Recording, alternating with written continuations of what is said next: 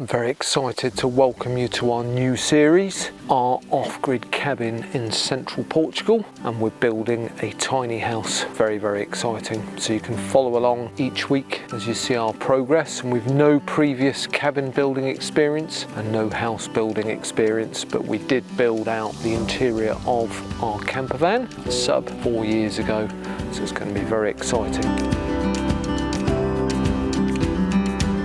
So there's something very romantic, I think, about a cabin in the woods.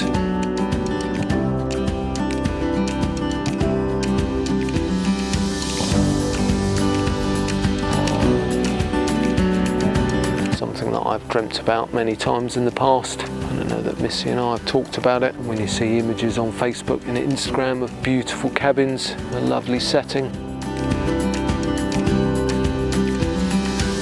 Here on the wildlands, in such a beautiful rural area and with such a lovely view across the mountains, it's going to be absolutely stunning living in a cabin.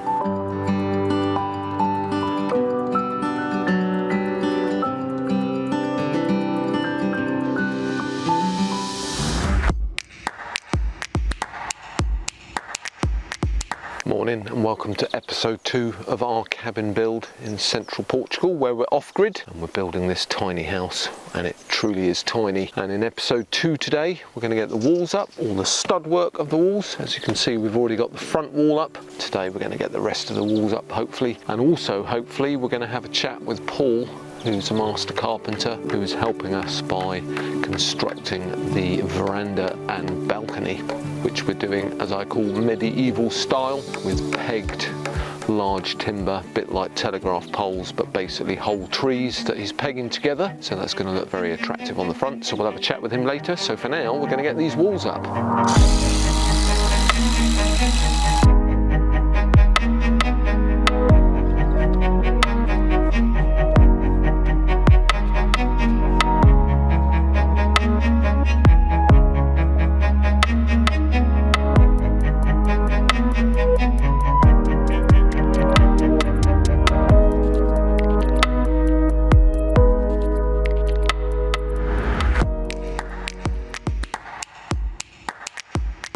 This is my friend Paul.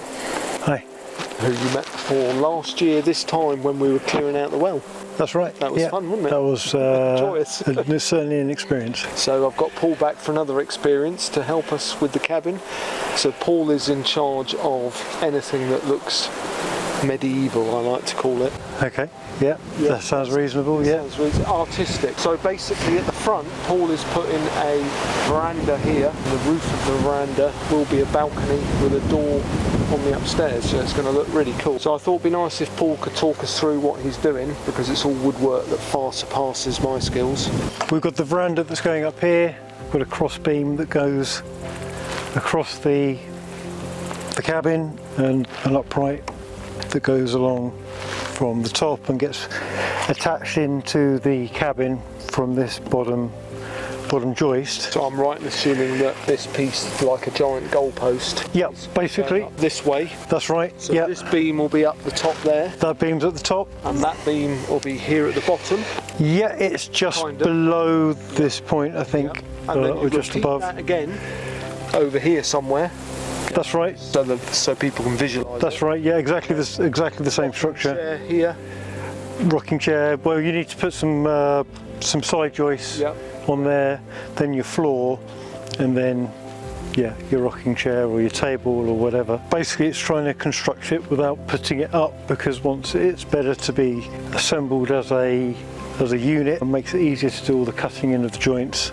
So we've got a mortise and tenon joint on this end, which will dowel through the tenon and through the cross beam, and then just to brace it, we've got a wind brace which goes in here and then locks those two into place once everything's been banged together. Same on this side, where we have the wind brace coming from here to here. We've got another bottom cross beam that runs along there, and we've just put in another mortise and tenon that runs along the bottom of this, that runs between the posts at this side and then the post that's coming around here So that ties it all together at the bottom below the floor joists. Then you've got it tied together on the floor joists, which are beams that are going to be coming basically from the floor and from this ceiling piece, which will then be running parallel to form the floors of the balcony and the veranda. And then we also need to put in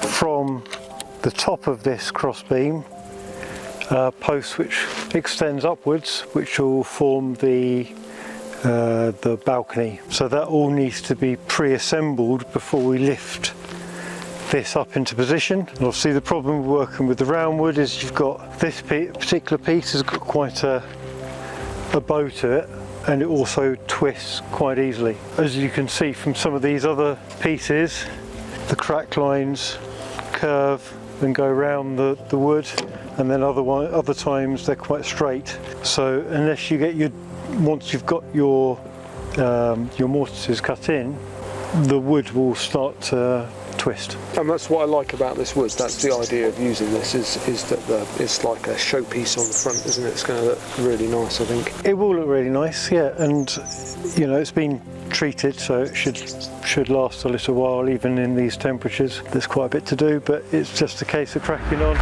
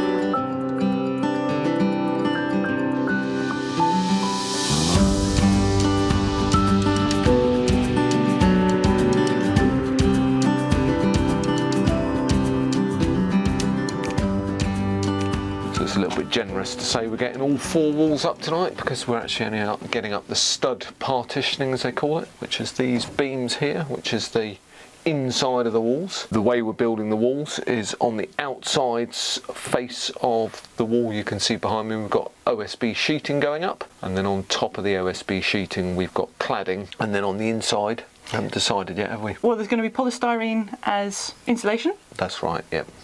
Thick sheets of polystyrene, and then yeah, we haven't decided on the final sort of finish on the inside. It's down to Rosie. It is, yeah. So we might put OSB on the inside and then wallpaper it, or we might put plasterboard up, or we might do something else. Yeah. We did discuss using pallets for a while, didn't we? But I think that's been shelved. So should we get these walls up? Let's go.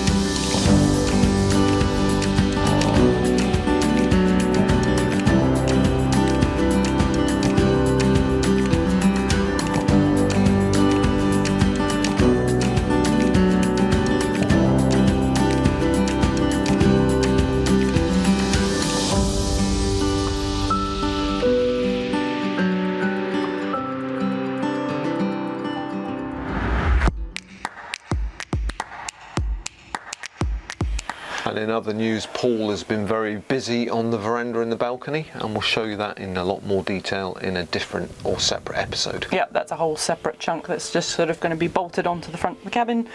And that's coming really soon, isn't it? It is. Looking forward to that. Thanks very much for watching episode 2 and an update on our cabin build in central Portugal. It's all going very, very well, and we'll see you very soon for the next update on the build of the cabin. Bye. Bye.